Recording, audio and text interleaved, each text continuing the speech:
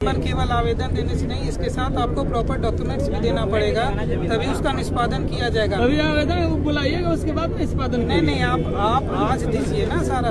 आपने रजिस्ट्री का जो लिखा है तो रजिस्ट्री गलत किया है, इसके लिए आपको न्यायालय में जाना पड़ेगा उस रजिस्ट्री के अगेंस्ट में। इसको हटा दीजिए, फाड़ दीजिए। ये नहीं, आप कह रहे हैं कि होगा कि नहीं, तो मैं आपको बता दे रहा हूँ कि कानून में ये कहता है कि अगर किसी जमीन की रजिस्ट्री गलत हुई है तो आप उस रजिस्ट्री को कैंसिल करिए। पास हम लोग कितना बार गए कि मेरा गलत तरीका है, जमीन बेचा गया है, प्रॉपर्टी यहाँ से बिल्डर सब आता है सर। आप फिर मोटेशन के लिए आवेदन दिया, उसका रिसीविंग दिया, उसका भी कोई निष्पादन नहीं होगा। आप समझिए, हर चीज को एक बार में नहीं कहा जाता है। अगर आपके पास कुछ है तो मुझे दीजिए।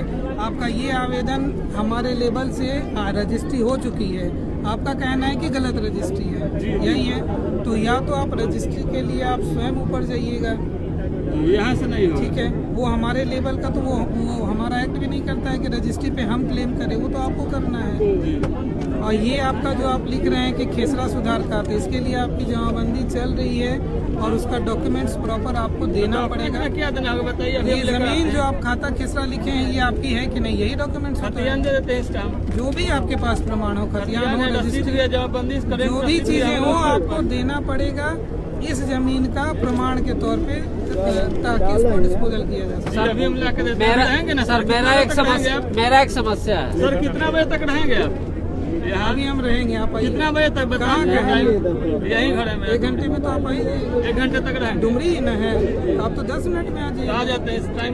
सर, मेरा एक समस्या है। वैसे हड़बड़ाइए नहीं, बात कर लेने दीजिए। आप आवेदन के साथ सर बहुत सारे डॉक्यूमेंट्स की जरूरत है, तो लोग में अभी ये नहीं है सर। देखिए, लोग क्या करते हैं कि एक आवेदन लिख कर आते हैं और कोई भी प्रॉपर्टी के बारे में कहते हैं कि ये मेरी है। आवेदन के साथ डॉक्यूमेंट्स की आवश्यकता इसीलिए होती है क्योंकि जमीन का प्रमाण आवश्यकता होती है किसी खेसरा को अपडेट करने में, किसी खेसरा को चढ़ाने के लिए।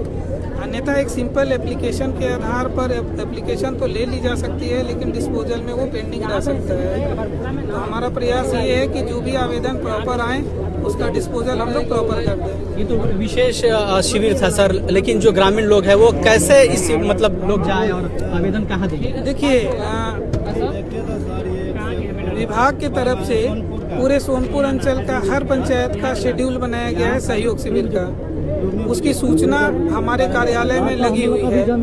आवेदक या कोई भी परिवादी उसको अपने जिला के साइट से भी देख सकते हैं। जिला पे भी बताया गया है कि कितने आवेदन और ये कौन सा शिविर किस पंचायत में किस तिथि को लगना है। तो लोग अब प्रिपेयर होके अपना आवेदन कर सकते हैं। इवन कि अगर कोई व्यक्ति डायरेक्ट सहयोग पोर्टल पे आवेदन करना चाहे तो कोई लिमिटेशन नहीं है, वो आज भी कहीं का भी कर सकते हैं। तो कोई समस्या नहीं है। ऑनलाइन पोर्टल सरकार के द्वारा खोल दी गई है। आवेदन कभी भी किया जा सकता है किसी भी पंचायत का। जहां तक सहयोग शिविर की बात है, वो महीने में 2 प्रथम और तीसरे मंगलवार को लगनी है, जिसमें आवेदन प्राप्त किए जाएंगे और निष्पादन किया जाएगा।